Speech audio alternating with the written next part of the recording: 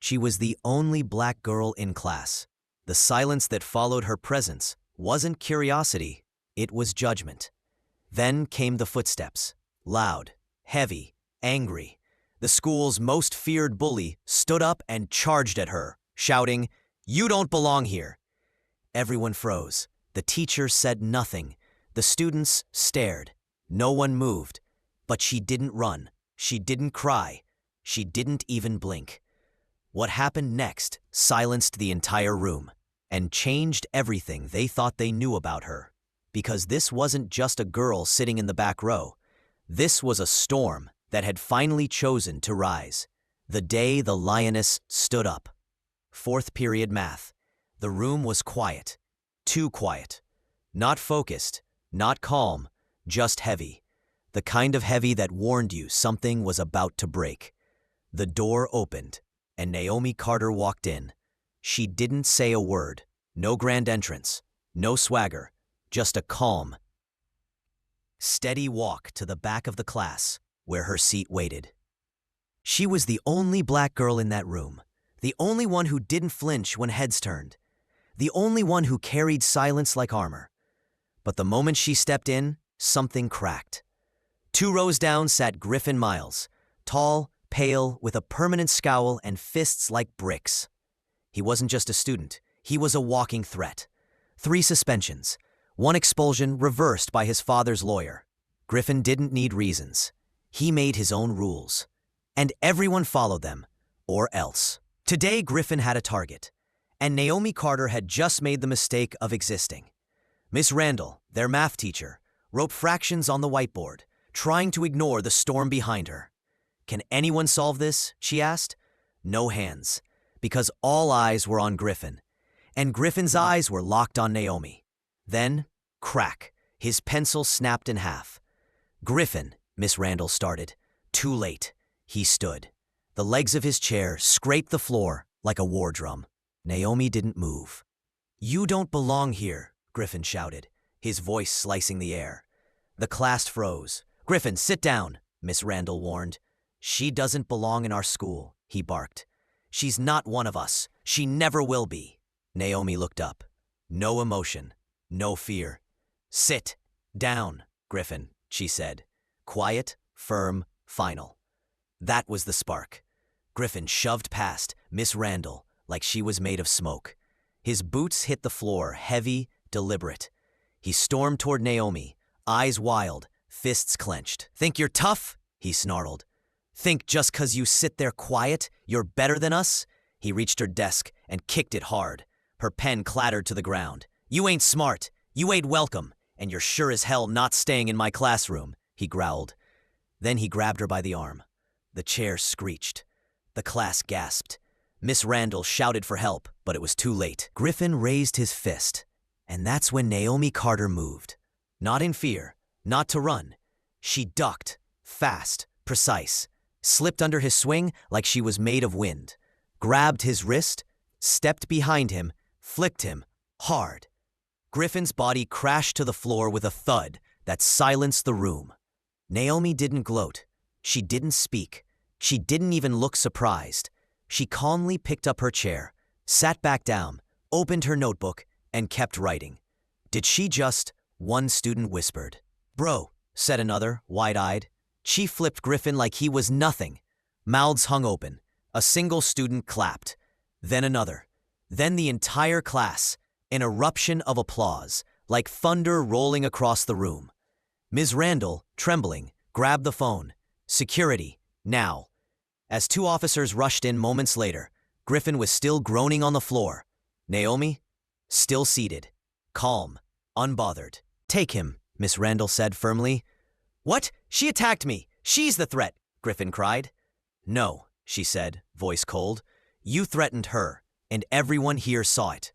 The guards hauled him up, screaming, "She doesn't belong! She doesn't belong!" But this time, no one agreed with him. The doors slammed shut behind Griffin, and just like that, a silence filled the room. But this time, it wasn't fear. It was something else. Something new.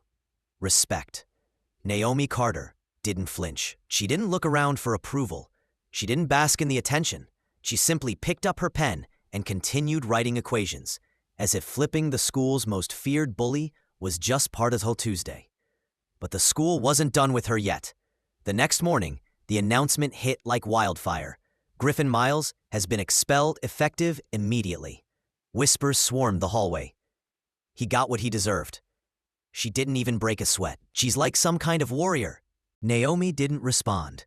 She walked the same hallway, same backpack, same back row seat. But now, students moved out of the way, not in fear, but in recognition. Something had changed. But storms never pass without leaving behind wind. Third period, a new girl entered the classroom. Riley Quinn. Leather jacket, dark eyeliner, cold green eyes. She didn't glance at anyone, except Naomi. Then she sat one desk away, crossed her arms, leaned back. Trouble. And Naomi knew it instantly. Miss Randall kept teaching, but the air in the room had turned sharp again. Not loud like Griffin, not reckless, but calculated, dangerous. During class, Riley leaned in and whispered, "You made my cousin look like a joke." Naomi didn't look up. "You embarrassed my family. That's not gonna go unanswered." That's when Naomi understood. Riley Quinn was Griffin's cousin, and she wasn't going to swing fists. She was going to fight dirty. Next period, she followed Naomi again. Lunch, same thing. Then came the video. A version of the incident, edited, leaked online. The clip twisted the narrative. It made it look like Naomi had attacked Griffin first. The caption read, "Look what really happened." It spread fast. Within hours, it was on phones across the school. Some kids who had clapped yesterday now whispered again.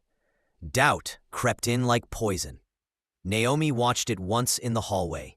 The lie, the manipulation, the attempt to erase the truth. And then she walked, not to class, but straight to the office. "I need a meeting," she told Principal Gaines. "For what?" "An assembly. I want everyone to see the real video, start to finish, with sound, with context." He blinked, impressed. "You sure?" "I'm sure." The next morning, the gym was full. Students, teachers, even a few parents. Principal Gaines stepped up to the mic. "There's been talk, a lot of it. Let's settle this." The uncut security footage played on a massive screen. Everyone saw Griffin scream. Everyone saw him grab her.